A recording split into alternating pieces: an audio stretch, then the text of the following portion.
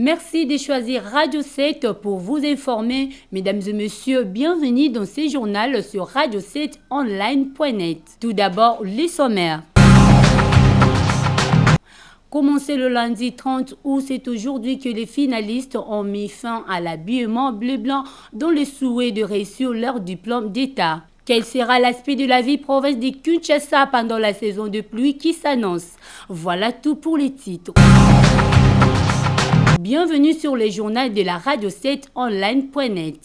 Comme nous avons dit au sommaire, les élèves finalistes des humanités ont clôturé ce jeudi les épreuves de l'examen d'État édition 2021. À cette dernière journée, les élèves ont passé le cours d'option. Reportage de Jires Lahi rendu par Betty Tanfoumou. C'est avec espoir que les élèves quittent le centre d'examen après 4 jours de prestations. Une occasion pour chaque finaliste d'évaluer son parcours et cursus scolaire depuis maternelle, le primaire et les humanités. Pour cet élève, les épreuves se sont bien déroulées. Elle le prête pour une bourse afin de poursuivre ses études académiques. J'ai un sentiment énorme parce que je sais déjà que j'ai réussi. Par rapport à mon travail pendant les 4 jours, je m'attends à 86%. Oui, pour avoir le bourse de la première dame Denise Nyakio. L'examen était un peu difficile, mais on a pu faire ce qu'on pouvait. Ça s'est bien passé. En fait, l'examen s'est bien passé du début jusqu'à la fin. J'ai béni justement le Seigneur parce qu'il nous a aidés. On avait un peu peur, mais tout est bien. Pendant ces temps, certains d'entre eux déplorent la tricherie et le manque d'élégance chez le chef de centre et surveillant. On a attrapé seulement un élève, ceux qui a le téléphone. Mais le reste, on est en train de collaborer. Bon, la surveillance était vraiment dur. C'était vraiment difficile, mais on a bien travaillé. On a bien travaillé durant toute la semaine. Ça s'est bien passé. Sur ce, le dernier jour a été une mauvaise journée envers les candidats de cette année. Vraiment, je demanderai au ministre ou à l'inspecteur général au nom de Mbombo Jean-Claude de veiller au tel chef de centre, même s'il a de rigueur, mais puisse être calme vis-à-vis des surveillants et des candidats. Après les épreuves, les élèves ont eu des échanges sur différentes questions abordées. C'est dans une ambiance bon enfant que les finalistes sont rentrés en famille avec espoir d'obtenir le diplôme d'État.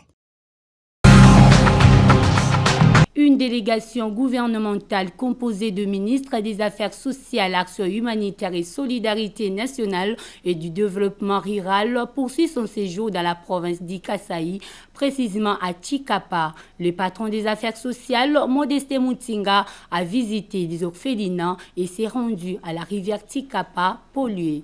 Image de la série de communication commentée par Katine Zoto. La province du Kasaï connaît aussi des problèmes sociaux de taille. Les affrontements entre le FRDC et la milice attribuée à Kamwina Sapou avaient fait des victimes. Non seulement il y a eu mort d'hommes, mais aussi des enfants ont été séparés de leurs parents. Ainsi, y a-t-il eu de nombreux orphelins. Modeste Mutinga, ministre des Affaires sociales, Action humanitaire et solidarité nationale, et son collègue du développement rural avaient palpé de leurs doigts la misère à Chikapa, chef lié de la province du Kasaï. Les orphelinats étaient visités. Les 2 membres du gouvernement sont descendus à la rivière Kasaï, polluée à partir de l'Angola. Cette rivière est très vitale pour la population de Chikapa qui n'a pas l'eau de la régie des eaux. Les ADF Nalou ont attaqué mercredi dernier un convoi de véhicules sécurisés dans la province d'Ituri, précisément sur le tronçon Kamanda-Bounia. 2 morts, des enlèvements et l'incendie d'une dizaine de véhicules sont enregistrés. Suivez les responsables de la société civile du coin. Effectivement, depuis ce matin, nous sommes informés d'une attaque contre les convois escortés par le casque bleu FADC de Komanda vers Luna.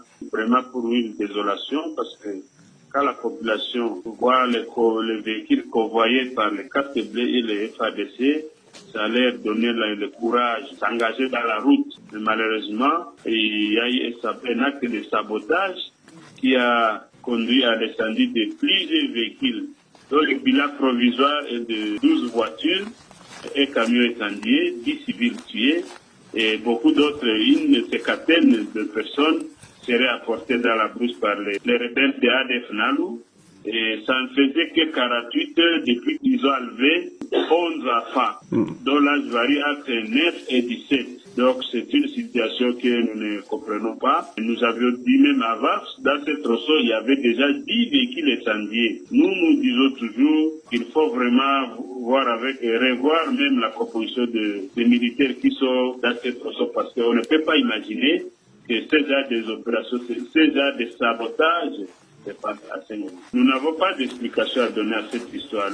L'explication, on peut demander auprès du gouvernement. Ce n'est pas à nous, parce que nous avons toujours dit que ces groupes armés, ils sont localisés. Qu'on puisse traquer ces groupes armés. Nous avons toujours demandé ça. Et ce n'est pas à nous qu'on peut demander comment ces histoires se font. Il faut demander ça au gouvernement. Voilà, vous-même, vous avez l'information que la situation sur le terrain est différente de ce qui se dit à Kinshasa dans les bureaux. La réalité, c'est ce que nous vivons sur le terrain et vous avez l'information fraîche que je venais de vous confirmer. Et même les 12 véhicules dont je parle, c'était encore un bilan provisoire.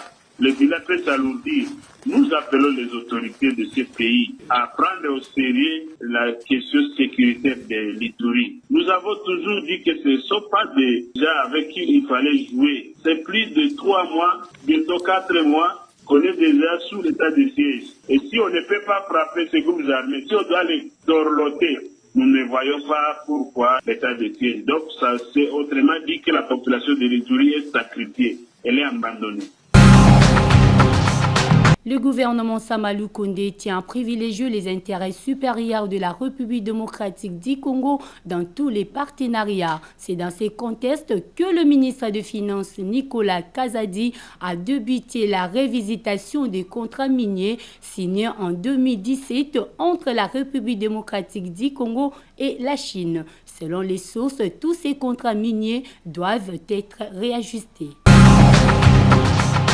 À la veille de la saison de pluie dans la ville province de Kinshasa, avec des avenues et caniveaux bouchés, de bouteilles en plastique visibles partout, le nid de pluie par-ci par-là, la population s'inquiète. Reportage. Popo Kabaka, quartier Matonge, commune de Kalamo. Bienvenue à Kinshasa. La plupart des avenues de la capitale de la RDC se résument en des caniveaux bouchés. Les bouteilles et emballages en plastique font partie du décor. Les artères de Kinshasa sont ponctuées par des nids de poules.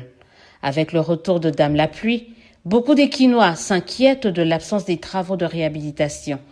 Cette situation n'épargne pas certains coins dits UP, pourtant régulièrement fréquentés par les autorités tant provinciales que nationales.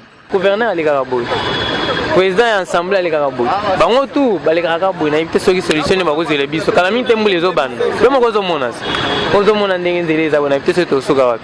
Kinshasa, ce sont les embouteillages, désormais partie intégrante de la vie des Kinois. La faute, la détérioration des routes, ajoutée à cela, les multiples violations du code de la route, souvent par ceux qui sont censés prêcher par l'exemple. Embouteillage les aussi laté. L'incompréhension ba chauffeur na ba konzi o bazoya ba deuxième bande. Tant bande mo kangami mususu ba o bazo mata boy mokonzi abimi na ba o bazo mata boy ba kutani sili to kangami biso nyonso. Kinshasa, c'est aussi l'indifférence des administrés.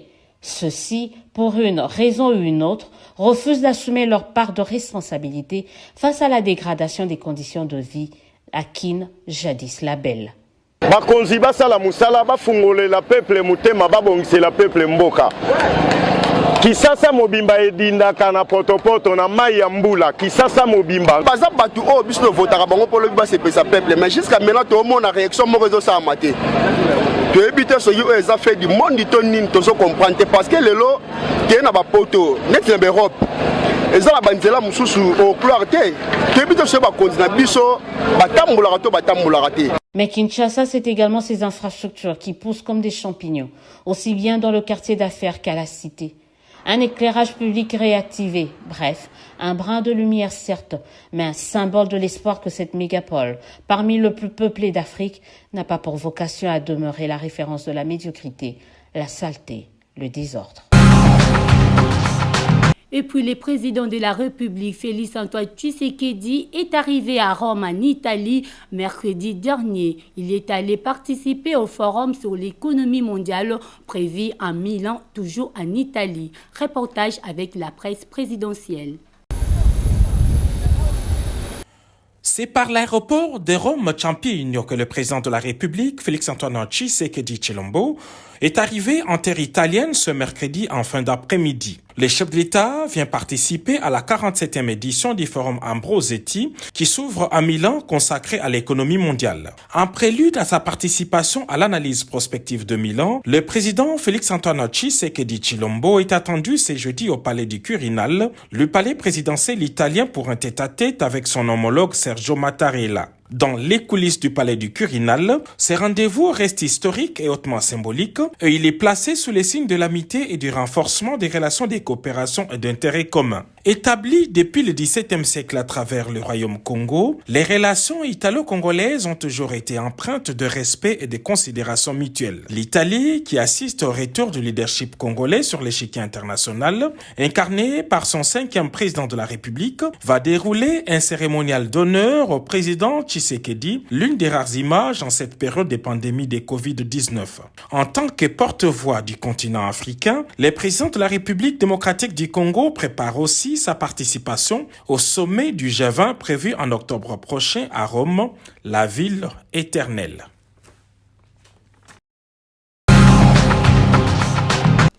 Après l'Assemblée nationale, le Sénat a voté ce mercredi 1er août la prorogation d'état de siège décrété en mai dernier dans la province du Nord Kivu et de l'Ituri. Le Sénat a annoncé par la même occasion la rentrée parlementaire au mois de septembre.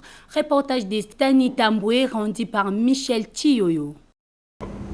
Sur 109 membres qui composent le Sénat, 82 membres ont pris part au vote, 82 membres ont voté oui, aucun membre n'a voté non, aucun membre n'a voté par abstention. En conséquence, le Sénat vote le projet de loi portant autorisation de la prorogation de l'état de siège proclamé au Nord Kivu et en Ituri en République démocratique du Congo. Ce projet de loi sera transmis au président de la République pour promulgation. Mes sincères félicitations. C'est la fin de ce journal, mesdames et messieurs. Merci de l'avoir suivi. Excellent suite de programme sur radio7online.net.